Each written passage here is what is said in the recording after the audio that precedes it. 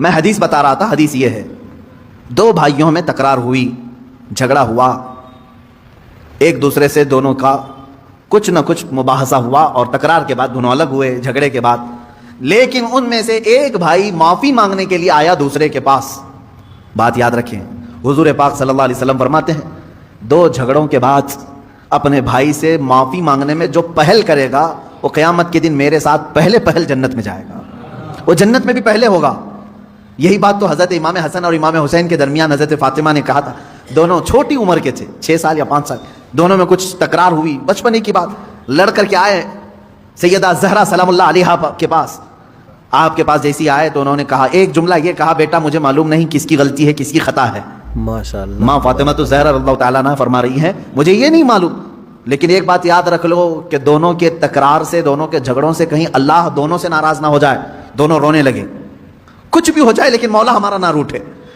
تو حضرت فاطمہ نے کہا، میں نے اپنے ابا جان سے حدیث سنی ہے، جو معافی مانگنے میں پہل کرتا ہے، جو معافی مانگنے میں پہل کرتا ہے وہ جنت میں بھی پہلے جائے گا۔ ابھی یہ جملہ مکمل نہ ہونے کو تھا، امام حسین چھوٹی عمر کے تھے، دوڑ کر کے حضرت امام حسن کے پاس گئے، کہا برادر محترم جو کچھ بھی ہوا ہماری تکرار ہمیں معاف کر دیں۔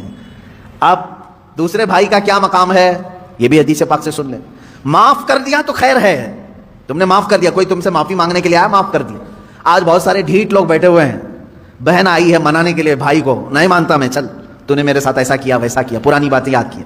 بھائی آیا ہے اس کے گھر میں شادی ہے، چلو بھیا آ جاؤ، نہیں، پرانے گڑے مردے نکال کر کے بھائی کو رخصت کر دیا، ہم تجھے معاف نہیں کریں گے، زندگی بھر معاف نہیں کریں گے۔ وہ لوگ بھی سن لیں، تمہاری ذمہ داری تھی معافی مانگنے کی، تم معافی مانگ لیے، بہت اچھا کیے کیونکہ پہلے جنت میں جاؤ گے۔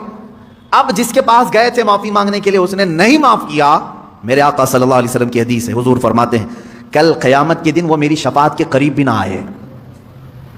حضور نے فرمایا میری شفاعت کے قریب نہ آئے جو اپنے بھائی کو معاف نہیں کرنا چاہتا۔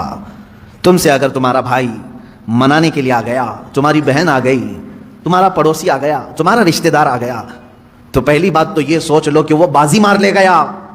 معافی تو تمہیں بھی مانگنا چاہیے تھا، پہل میں کیوں نہ کروں، لیکن وہ بازی مار لے گیا، جنت میں پہلے جائے گا۔ اب اگر تم نے معاف کر دیا تو خیر ہے، نہیں معاف کرا تو کل قیامت کے دن شفاعت رسول سے بھی محروم ہو جاؤ گے۔ اب رسول اگر شفاعت نہ کریں کس کے پاس جاؤ گے؟ وہاں تو آدم علیہ السلام سے لے کر عیسیٰ علیہ السلام تک ہر کوئی کہہ رہے ہیں اذهبوا الی غیری، جاؤ میرے علاوہ کسی اور کے پاس جاؤ۔ کس کے پاس جاؤ گے؟ اگر نبی بھی منع کر دیں جاؤ تمہاری شفاعت میرے پاس نہیں۔ اللہ کے نبی صلی اللہ علیہ وسلم فرماتے ہیں جو اپنے بھائی کو معاف نہیں کرتا کل وہ میری شفاعت کے قریب نہ آئے۔